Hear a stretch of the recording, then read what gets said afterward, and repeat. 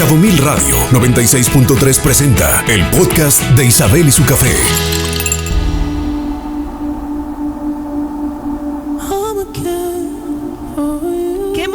Recibir el día de hoy a Pablo Mas, organizador de espacios de círculos de hombres, talleres de desaprendizaje y aprendizaje en torno a la sexualidad masculina.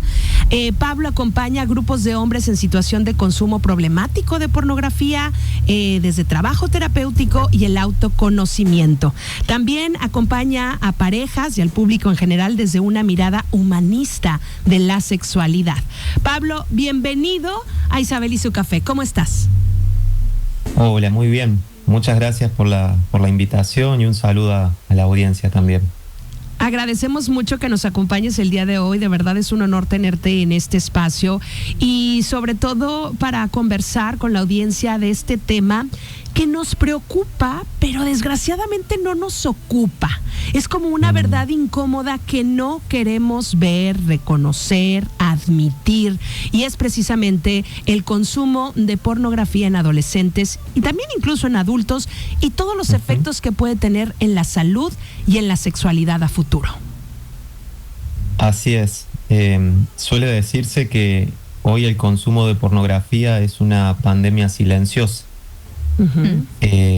Es una forma, es un hábito que puede tornarse un consumo problemático, que a diferencia de otros consumos problemáticos suele vivirse, o sea, propiamente en el ámbito de la intimidad, y que también lleva consigo la vergüenza propia del tabú del sexo. Entonces hoy tenemos como nunca contenido pornográfico gratuito, infinito, anónimo, interactivo, en cada dispositivo. Y se nos da una situación en donde el consumo de pornografía se dispara año a año, y las estadísticas, hablando de adolescentes, indican que la edad de inicio de consumo habitual o diario de pornografía va bajando año a año. Hay encuestas que señalan que 11 años, 10 años es la edad promedio en que principalmente varones comienzan a consumir pornografía, no solo por primera vez, sino de manera habitual. Y como bien decías, es un tema que cuesta nombrar porque venimos de un tabú del sexo social en donde nos cuesta nombrar lo sexual. Nos cuesta hablar de sexualidad como personas adultas, entre personas adultas, y nos cuesta mucho hablar de sexualidad como padres y madres que acompañan adolescencias. Entonces tenemos una situación en donde no solo la sexualidad se ve afectada por el consumo de porno, sino también la salud mental. Podríamos diferenciar dos tipos de efectos del consumo habitual de pornografía. Por un lado, lo que sucede en nuestro cuerpo, en nuestro cerebro, en nuestra salud mental, y por otro, a nivel pedagógico, ¿no? ¿Cuáles son las narrativas del sexo que comenzamos desde muy jóvenes a asimilar a través del discurso que propone la pornografía? Un poco, si me permiten, comenzando con este lado, ¿no? Lo pedagógico. La pornografía en sí no tiene fines pedagógicos. Es una industria audiovisual que retrata el sexo según cierta mirada. Pero en el contexto de sociedades que han silenciado lo sexual, de familias en donde no se aborda el tema, de falta de educación sexual integral humanista de calidad en las escuelas, en este gran silencio le entregamos a la pornografía el superpoder de ser quien nos narre el sexo. Desde allí que desde muy jóvenes vamos construyendo ideas del sexo erróneas, mecánicas, descuidadas, llenas de automatismos, de mandatos. De violencia en muchos casos. De violencia. El porno presenta relaciones de poder en la sexualidad, ¿no? En donde de alguna manera una persona está sobre la otra.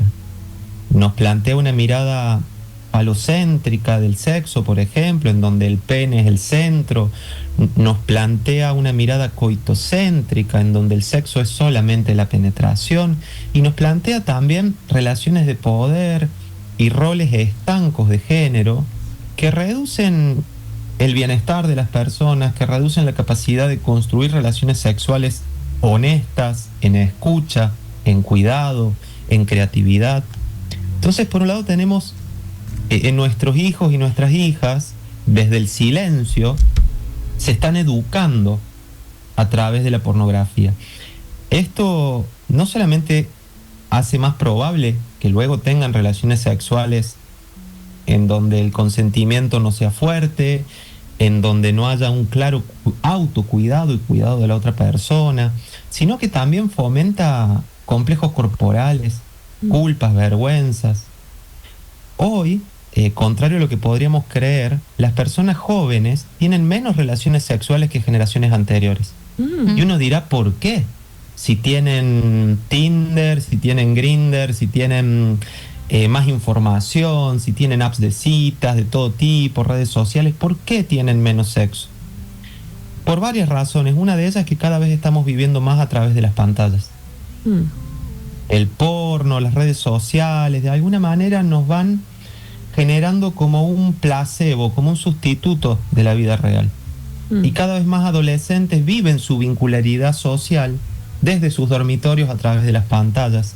Y el porno fomenta esto, porque de alguna manera, primero que se presenta como un lugar aparentemente seguro para experimentar la sexualidad y el placer, y por otro lado, que llena a los jóvenes y las jóvenes de miedo ante el primer encuentro sexual. ¿Por qué de miedo?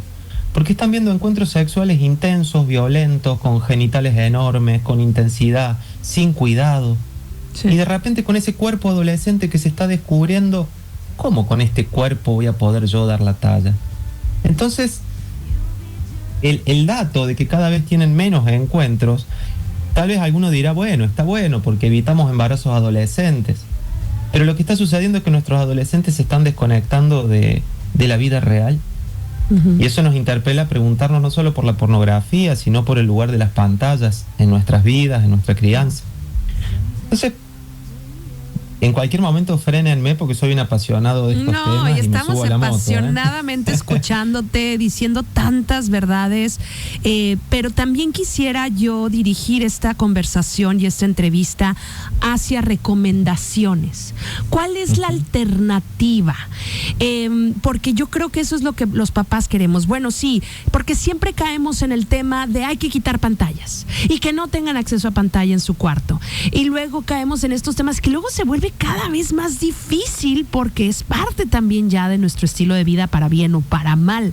Es una conversación que nos tenemos que sentar a tocar con el adolescente, hablarles de lo que es el sexo real. Hay una alternativa a esta pornografía violenta a la cual sí tienen acceso, un poco más humana, más de aprendizaje.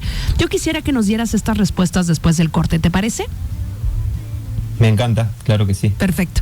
Nos vamos a ir a un breve corte comercial y regresamos con más, pero antes quiero recordarte que 9 de cada 10 casos de cáncer de mama detectados a tiempo tienen un pronóstico favorable. En Hospital SMAC queremos ayudarte a tomar acción porque amarte es cuidarte, y este mes puedes aprovechar la promoción de mastografía por solo 480 pesos, además de un 35% de descuento en algunos laboratorios. Hasta un 35% de descuento. No dejes pasar más tiempo, tu salud es lo más importante.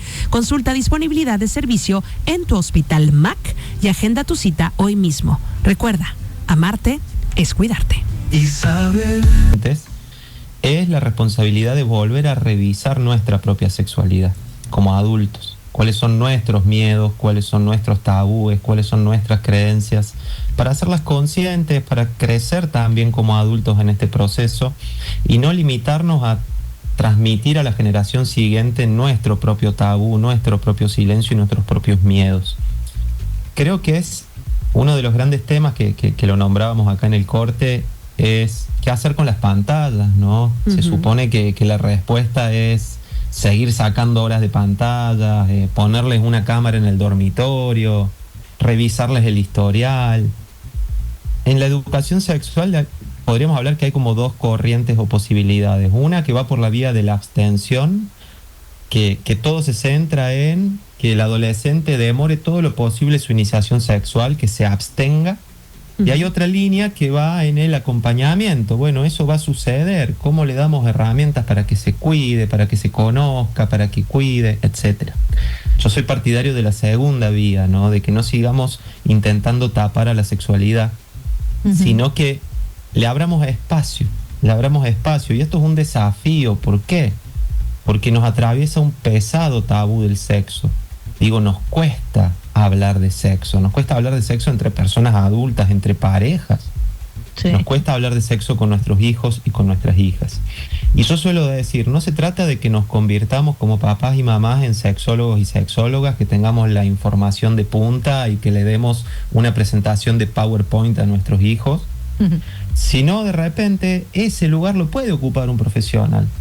Y yo puedo facilitar la posibilidad de que mi hijo, de mi hija, tenga su espacio íntimo de consulta junto a un profesional. Como padres y como madres creo que nos toca tender puentes de confianza, tender puentes de respeto. Creo que es muy importante cultivar la autovaloración en nuestros hijos y en nuestras hijas. Cultivar que sean personas con autoestima elevada. Que nuestras hijas y nuestros hijos se sepan amados y se sepan cuidados y se críen en una casa en donde hay consentimiento en lo cotidiano, en donde hay respeto del cuerpo en lo cotidiano, en donde hay respeto de la privacidad en lo cotidiano, en donde cultivamos que cada quien pueda sentirse a gusto con quien es. Estamos criando una persona con mayor fortaleza para no transgredirse a sí misma en la vida. Y creo que eso es muy valioso. No se trata de que tengamos la última información sexológica, sino que cultivemos personas con una autoestima saludable y confianza, que si un día la sexualidad o la vida los desafía, que papá y mamá no sean la última persona que quieren que se entere, sino que nos piensen como la primera persona a la que pueden acudir pase lo que pase. Porque no queremos que nuestros hijos y nuestras hijas sufran, no queremos que sientan dolor, eso es natural. Claro. Más la sexualidad es maravillosa, es una de las grandes fuentes de felicidad del ser humano, y la sexualidad y el amor también nos tocan las heridas. Y les va a tocar vivir de todo tipo de situaciones. Lo importante es cultivar el apoyo, cultivar la compañía. Y me preguntabas también en el corte si hay algún material audiovisual más interesante que el porno tradicional. Digo, si solo van a ver porno, ¿es conveniente como padres y madres proponerle otro material audiovisual sexual? Yo creo que es una decisión personalísima.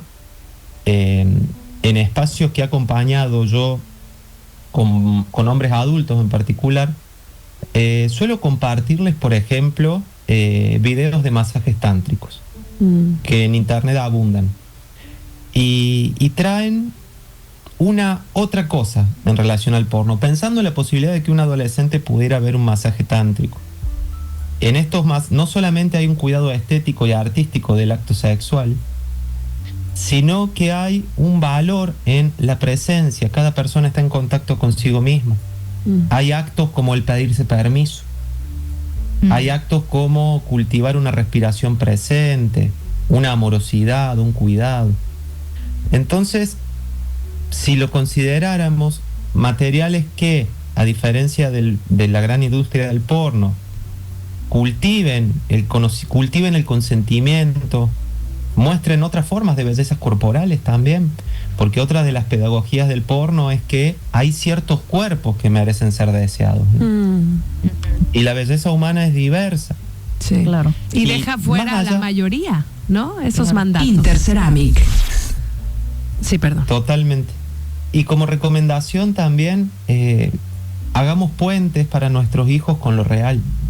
Les acerquemos el arte, les acerquemos la naturaleza, les acerquemos la vida social. Más que sacar pantallas, traer el arte, traer la naturaleza, traer los espacios de diálogo, que eso ocupe lugar. Porque creo que la mejor educación sexual es la danza, es el teatro. Son espacios en donde estamos poniendo en juego nuestro cuerpo y podemos ir haciendo un registro de lo que es un límite, de lo que es acercarse a otro cuerpo, de lo que es el consentimiento. Claro. Claro, y creo no todo el sexo es coital, ¿no? También hay interacciones eróticas, afectivas, que no tienen que ver con el coito y la penetración, ¿no? Sin embargo, nos cuesta trabajo, si son generaciones y generaciones de pensar diferente o ni siquiera hablar de estos temas, definitivamente abrirnos a estas nuevas narrativas, como lo dices, Pablo, siempre nos va a costar trabajo.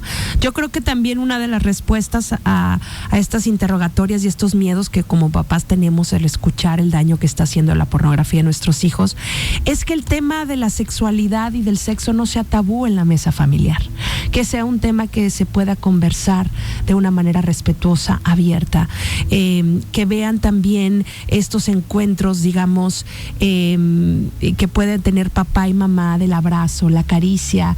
Eso también es enseñanza y es aprendizaje, y de repente privamos a nuestros hijos totalmente de la relación que podemos tener los padres, ¿no?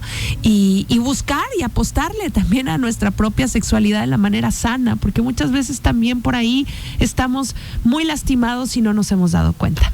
Desgraciadamente, Pablo, se nos acabó el tiempo, pero yo quisiera que los radio followers se quedaran con tus redes sociales, porque el contenido que estás generando invita a la reflexión, da muchísima guía y da muchas respuestas. Bueno, muchas gracias de nuevo. Pueden encontrarme en Instagram como pablo.mas. Voy a estar viajando desde Argentina a México en unos días. Voy a estar en noviembre por Los Cabos. 8, 9 y 10 de noviembre voy a estar compartiendo talleres de sexualidad para personas adultas, un taller para hombres, un taller para público en general y un taller para parejas.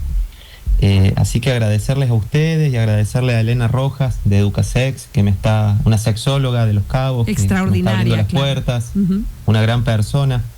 Así que gracias. Feliz de estar conociendo su tierra en breve, y bueno, todos y todas invitados allá a las propuestas. 8, 9 y 10 de noviembre. Pancha, ¿tienes la vía de contacto para pedir información de esta charla, parejas, para hombres y público en general?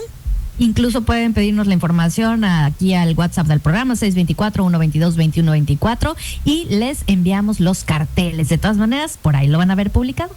Perfecto, Pablo, un placer, y te recibimos con los brazos abiertos en Los Cabos. Ojalá que tengas oportunidad de tu agenda de visitarnos aquí en la cabina. Me encantaría. Les mando un gran abrazo y un saludo a la audiencia.